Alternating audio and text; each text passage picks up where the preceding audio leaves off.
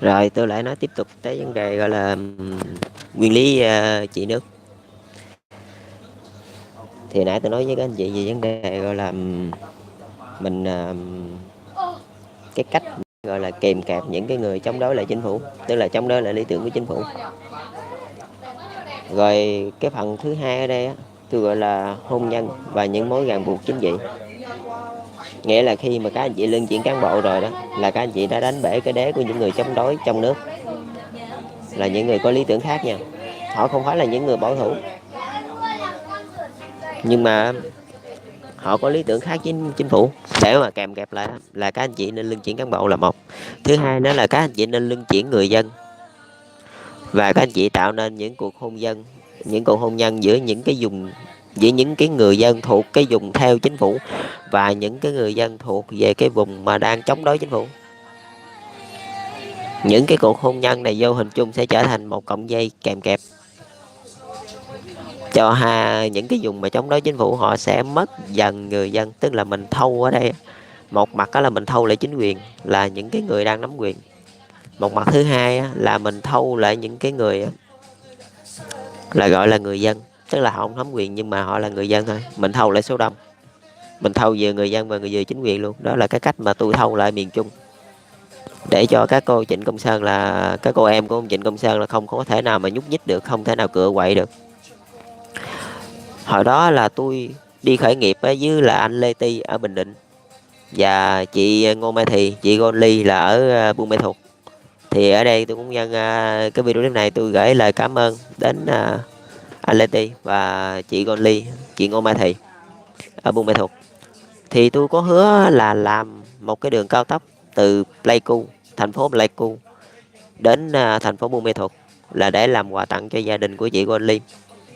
Thì ngày nay tôi đặc biệt mời đó là chính phủ Mỹ và chính phủ Canada sẽ đầu tư giúp tôi cái con đường đó. Tức là tôi đặc biệt mời Tổng thống Donald Trump và Tổng thống Justin Trudeau sẽ đầu tư cái con đường cao tốc từ thành phố Pleiku đến thành phố Buôn Mê Thuột, là đầu tư theo dạng BOT, tức là mình bỏ vốn đầu tư ra, rồi sau đó mình thu phí và mình lấy lời, mà nó có thời gian nó hơi dài, từ 15 tới 20 năm. Thì mời các anh chị đến đó để đầu tư giùm tôi cái con đường đó. Tại vì tôi đã hứa với chị Gon Ly rồi, là cái đó là cái quà tặng cho chị Gon Ly đó. Tại vì tôi khởi nghiệp cùng với chị Gon Ly, chị Ngô Mai Thì và anh Lê Ti, tôi khởi nghiệp cùng với họ, nên bây giờ xem như là món quà mà khi sự nghiệp tôi đã thành công, tôi tặng quà lại cho họ. Còn kiến trúc.com, cái mô hình đó thì tôi cũng mời chính phủ Mỹ, mời chính phủ Canada, mời chính phủ Australia và châu Âu có thể qua để xem xét và chuyển cái mô hình đó ra nước ngoài. Các anh chị cứ lấy cái mô hình đó ra nước ngoài đi, rồi hợp tác với chính phủ Việt Nam và hợp tác với anh Lê Ti đó. Tại vì cái mô hình đó là tôi xây dựng thuộc bản quyền của tôi, chứ không phải là của ai chứ. Các anh chị cứ an tâm với chuyện bản quyền, không có gì phải suy nghĩ chứ. Tại vì cái đó là tôi xây dựng cái dự án của tôi khởi nghiệp mà. Rồi xong, cái đó là một chút chuyện cá nhân. Mình lại tiếp tục mình nói tới cái chuyện gọi là cái cách mà mình kèm kẹp những cái người chống đối. Hồi nãy là mình luân chuyển cán bộ để mà mình nắm lại chính quyền địa phương, tức là mình không cho họ chen tay vô trong chính quyền địa phương. Rồi bây giờ mình cho kết hôn là để mình nắm lại dân chúng, nghĩa là họ có một phần gọi là trong chính quyền địa phương và họ cũng có một phần trong dân chúng, tức là họ không thể nào thao túng được nữa. Họ phải bàn bạc với chính phủ và họ phải chấp nhận những cái điều kiện mà chính phủ đưa ra, phải không? Mỹ yêu cầu là điều kiện mà họ nói có lý thì chính phủ sẽ nghe, chứ họ không thể nào mà càn quét chính phủ được như ngày xưa. Còn đối với những người Việt kiều thì tôi cũng dùng cái biện pháp đó, cái biện pháp hôn nhân. Sau khi mà tôi hất họ ra khỏi vòng tay của nước Mỹ, tôi đã chen vô đó rồi, thì tôi lại dùng cái biện pháp hôn nhân để mà cho họ con đường lui. Tức là họ lui về với chính phủ, tôi sẽ nhận họ. Nhưng mà họ lui về với chính phủ là họ không được chống chính phủ, tức là họ muốn cái gì thì họ phải bàn bạc với chính phủ, chúng ta thông qua và bắt đầu tiến hành, vậy thôi. Còn một cái thành phần vô cùng đặc biệt luôn là một cái thành phần bảo thủ, mà cái thành phần này chiếm gọi là thiểu số thôi. Họ không theo những người chống đối chính phủ nha, họ không phải là người chống đối chính phủ, nhưng mà họ luôn đòi hỏi. Cái thành phần này không phải là phong kiến, mà là những cái thành phần con cháu của những người có công. Họ bảo thủ, họ giữ cái gốc cũ, họ không muốn thay đổi, và họ luôn chống đối những cái dự án mới, những cái chương trình thay đổi. Mà cái thành phần này các anh chị cũng nên cho họ có tiếng nói,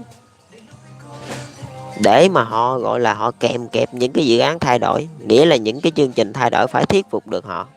Họ không phản quốc nghe các anh chị, họ không chống lại chính quyền, nhưng mà họ luôn ngăn cản và luôn gây khó dễ cho những dự án mới, những chương trình thay đổi, những chương trình đổi mới phát triển dân tộc đó. Nhưng mà có họ đó là để kèm kẹp cho những cái người gọi là đang mà tiến hành cái dự án đổi mới đất nước, hoặc là đang tiến hành những cái chương trình gì đó, là phải thông qua những cái người bảo thủ. Vì vậy cái đất nước nào cũng phải có một cái nhóm gọi là nhóm bảo thủ, và các anh chị cũng không nên kèm kẹp cái nhóm này. Tức là cái này là cái điều kiện đủ để cho một nhà lãnh đạo gọi là họ thuyết phục quần hùng để họ tiến hành cải cách đất nước. Thì cái thành phần này tôi cũng đã thông qua, họ đã chấp nhận, những người có công nhà họ đã chấp nhận nha, thì tôi mới làm được đó, thì đất nước Việt Nam mới có thể thay đổi trong vòng 1 năm mấy, chứ họ mà không chấp nhận thì cũng không làm có được đâu. Tại vì làm sao mà chính phủ có thể càn quét họ, trong khi họ không bao giờ chống chính phủ, họ luôn ủng hộ chính phủ, nhưng mà chính phủ làm chuyện phải thuyết phục được họ thì mới làm được. Đó là những người có công, những người lão thành đó. Cái thành phần này cũng rất là quan trọng. Giống như nước Mỹ mà ngày xưa đi chơi với Việt Nam đi, thì nó đẻ ra một cái thành phần là đang chống chính phủ Mỹ, đang chống ông Donald Trump đó. Là hồi cái kỳ mà đem tạo sân bay qua Việt Nam đó, là cái thành phần đó đó. Cái thành phần là có công với cách mạng đó, có công với nước Mỹ đó. Họ chống chính phủ của tổng thống Donald Trump. Tại sao lại chơi với Việt Nam? Chơi với Việt Nam thì có được cái lợi gì đó. Và tôi với tổng thống Mỹ đây, hai người cùng làm để mà trả lời cho cái thành phần đó, tức là cái thành phần bảo thủ đó, trả lời với họ rằng khi mà nắm tay với tôi, nắm tay với Việt Nam, chính phủ cộng sản đó, là sẽ được cái gì. Đó là lý do tại sao cái cuốn Nguyên lý chủ nghĩa xã hội mới này nó ra đời. Một phần cái đó là lý do, một phần là cũng là ăn vô trong cái chuyện đó, đó là để thuyết phục họ đó. Một phần là tôi cũng muốn nói với cả thế giới này, người Việt Nam đó, thời của tôi khác với thời của Chủ tịch Hồ Chí Minh đó. Tôi không đánh cường quốc đâu, tôi không có rảnh đâu mà đi đánh lộn nha. Đó, nãy giờ là chúng ta giải quyết được 3 thành phần, tức là 4 thành phần chứ. Một cái thành phần gọi là xây thành đắp lũy trong nước để mà chống đối chính phủ, một cái thành phần mà từ trong nước mà hướng ra nước ngoài để nắm tay với những cường quốc để chống đối chính phủ, và một cái thành phần là ở nước ngoài nắm tay với những cường quốc để chống đối chính phủ ở nước ngoài, và một cái thành phần gọi là thành phần bảo thủ, là họ không muốn đổi mới. Tức là những cái chương trình dự án đổi mới phải thuyết phục được họ thì họ mới cho phép đổi mới, chứ còn không là không có đổi mới được. Mà cái thành phần có công đó họ rất là mạnh nha, họ rất là đông. Tại vì cái chính phủ sở tại đứng trên vai những người có công, phải không? Nên một khi mà họ muốn thay đổi cái gì đó thì họ không thể nào mà càn quét được những người có công. Họ mà giật ra là sập liền á. Bởi vì lúc nào cũng phải thông qua họ, và phải làm cái gì đó đủ sức thuyết phục họ. Cũng giống như Việt Nam với Mỹ, cái mối quan hệ như ngày hôm nay là người ta cứ gọi như là trong mơ. Tại vì không thể nào mà hai quốc gia một thời đâm chém nhau mà bây giờ cuối cùng lại ngồi chung một bàn, lại ăn chung một mâm cơm, ăn chung một bữa ăn đó, lại chia cùng một lợi ích, thì làm gì có chuyện đó. Tức là bây giờ Việt Nam với Mỹ vô hình chung còn thân hơn những người Việt Nam Cộng Hòa với Mỹ, thân hơn nhiều. Tại sao tại vì chúng ta có quá nhiều cái chung. Thậm chí cái cuốn Nguyên lý chủ nghĩa xã hội này luôn á, chính phủ Mỹ cũng xài, cũng đã áp dụng vô trong đất nước của họ. Tức là chúng ta có quá nhiều cái chung rồi, là chúng ta sẽ thân hơn, Việt Nam Cộng sản sẽ thân với chính phủ Mỹ hơn là Việt Nam Cộng Hòa với chính phủ Mỹ. Tại vì sao? Tại vì chúng tôi ở đây, tôi nè, đứng với chính phủ Mỹ là ngang cái tầm gọi là đối tác, là tôi với ông tổng thống Donald Trump là đối tác. Còn những người Việt Nam Cộng Hòa đó, họ là những người đàn em của nước Mỹ, họ nhận sự tài trợ của nước Mỹ, chứ họ không phải đối tác của nước Mỹ. Còn tôi ở đây là tôi chưa có nhận sự tài trợ nào của nước Mỹ hết trơn. Và tôi với nước Mỹ là đối tác, tức là tôi trình cái dự án, anh có lợi tôi cũng có lợi, lúc đó anh mới bơm tiền cho tôi, hoặc là anh sắp xếp người để mà tài trợ cho tôi, là đối tác nhau 100%. Tức là cái phần gì có lợi với anh, tôi với anh cùng chia lợi ích, phải không? Mà tôi có thể nghèo hơn anh thì anh tài trợ cho tôi để mà làm cái chuyện đó, rồi hai bên chia lợi ích. Nó khác nhau hoàn toàn nha. Đó, cái cách mà để mà bình ổn được chính trị trong nước của những quốc gia đang phát triển nha. Một khi mà các anh chị bình ổn rồi thì các anh chị mới có thể gọi là tiến lên văn minh, gọi là tiến lên phát triển được. Tại vì nếu mà các anh chị mà không bình ổn á, phải không, các anh chị mà không bình ổn được cái nội bộ của các anh chị thì nó cứ đấu tranh rỉ rả riết rồi lụi tàn luôn, tức là nó kiệt quệ cái nội lực của dân tộc. Đó là lý do tại sao những dân tộc mà họ hùng mạnh đó, những cường quốc á, cái tinh thần dân tộc họ rất là cao, còn những dân tộc mà họ, những nước đang phát triển như Việt Nam, Lào, Campuchia nè, cái tinh thần dân tộc họ rất là thấp. Thậm chí có cả những người chống đối lại chính phủ, những người quên mình là người Việt Nam, họ luôn chống đối lại chính phủ đó. Nhưng mà họ cuối cùng á, khi mà tôi giống như tôi giả dụ đi, những người Việt Nam Cộng Hòa để họ giành được chính quyền thì sao, hoặc là họ làm đa đảng được thì sao, phải không? Liệu thì đất nước có đi lên được hay không, hay là nó lại rơi vào một cái trường phái gọi là không thể nào cứu vãn được, phải không? Còn cái lúc mà các cô Trịnh Công Sơn á, liệu mà các cô mà liên kết được với Mỹ để mà lật đổ thủ tướng Nguyễn Tấn Dũng á, thì cái đất nước này sẽ đi về đâu, thì sao? Nếu mà các cô làm thành công cái chuyện đó thì đất nước nó sẽ đi về đâu, dân chúng sẽ đi về đâu,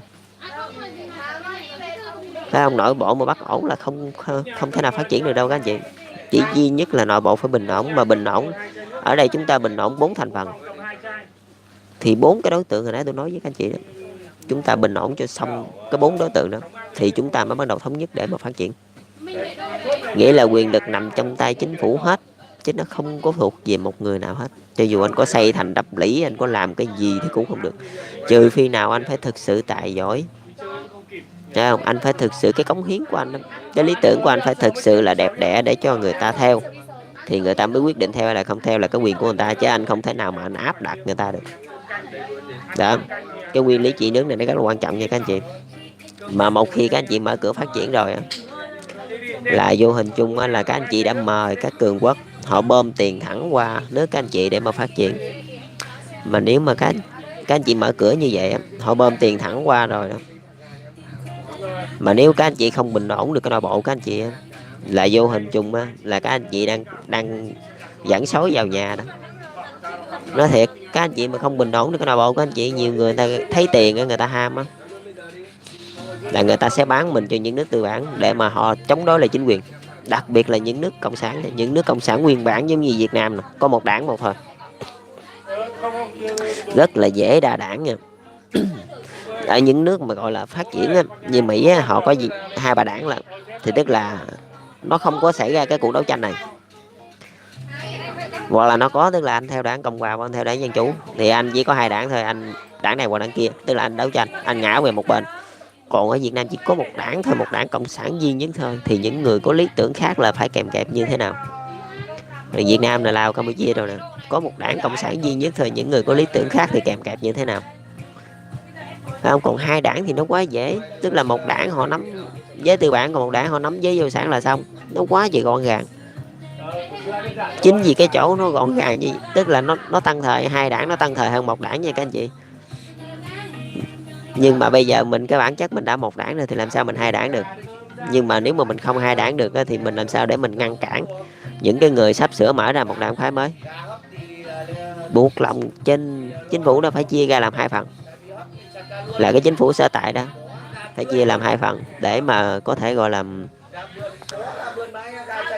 đối nội trên dưới, đối nội gì với tư bản và với vô sản. Hồi đó tôi nói với anh chị rồi đó, tức là anh một đảng hay 2 đảng tôi không quan trọng, nhưng mà trong nội bộ của anh, trong chính phủ phải chia ra làm 2 phần để mà đối nội đối ngoại.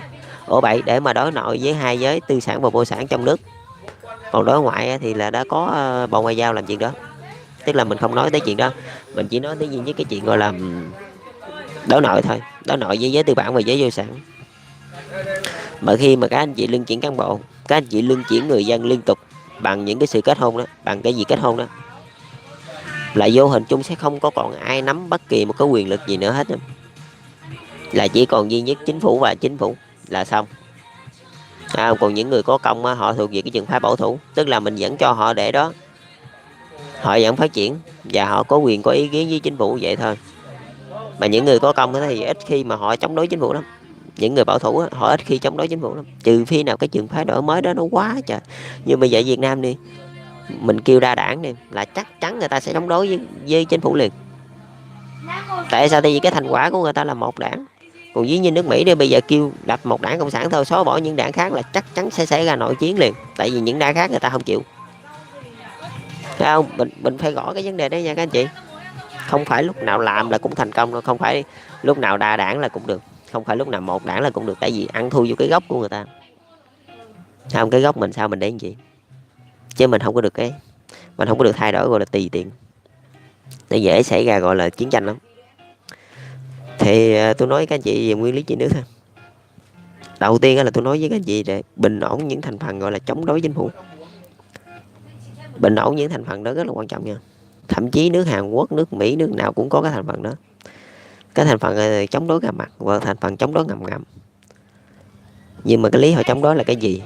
Thấy không? Mình phải cho họ vô, rồi mình thâu họ luôn. Chứ mình không có thể nào giống như bây giờ đi tôi hất những người Việt kiều ra khỏi dòng tay nước Mỹ đi. Nhưng mà tôi không thâu họ vô, họ sẽ đi kiếm một cường quốc khác để mà tiếp tục chống đối, để tiếp tục cái công cuộc chống đối của họ. Còn bây giờ tôi thắt ra xong rồi phải không, tôi thương lượng chính phủ Mỹ và tôi thâu lại họ lại luôn. Tức là chính phủ Mỹ buộc họ phải đi theo chính phủ Việt Nam, chứ họ không thể nào đi tìm một cường quốc khác như là Nhật Bản hoặc là Trung Quốc hoặc là Đức hoặc là Italy gì đó để mà tiếp tục chống đối, để tiếp tục công việc của họ nữa. Tôi yêu cầu chính phủ Mỹ phải giao những người đó lại cho chính phủ Việt Nam, rồi cuối cùng sao chính phủ Mỹ gật đầu để làm chuyện đó là xong. Nếu mà không thâu họ lại là họ sẽ tiếp tục công việc đó nữa. Giống như các cô Trịnh thôi, khi mà tôi đánh bể cái đế rồi tiếp tục tôi lại để cái cô ở đó luôn. Tại vì sao? Tại vì tôi phải thâu lại các cô, chứ tôi mà chơi cạn tạo gáo mắng với các cô luôn á thì cái xứ quán người ta sẽ chống tôi, người ta sẽ chống tôi ngay lập tức. Còn bây giờ tôi thay cho các cô một con đường đó, là các cô không còn gì để nói, xứ quế là buộc lòng phải im lặng, chứ không thể nào nói được cái tiếng nào nữa hết trơn đó. Tức là đầu tiên là mình bình ổn dân tộc, bình ổn nội bộ dân tộc. Ở đây là nó nhiều nha các anh chị, nó không phải chỉ gói gọn trong nước. Cũng giống như Hàn Quốc vậy thôi, là Nam Bắc rồi những người ở nước ngoài chi cũng là những người Hàn Quốc mà ta ở nước ngoài. Cái phần này là rất là quan trọng. Rồi sau khi bình ổn chính trị trong nước rồi, tiếp tục mình nói tới vấn đề gọi là văn hóa dân tộc và kinh tế thương mại. Rồi chào các anh chị, chúc các anh chị thành công trong công cuộc bình ổn chính trị, bình ổn nội bộ trong một dân tộc, chứ không phải là trong một nước nha các anh chị. Trong một dân tộc là nó có thể trong nước hoặc là có thể ngoài nước. Chúc các anh chị thành công.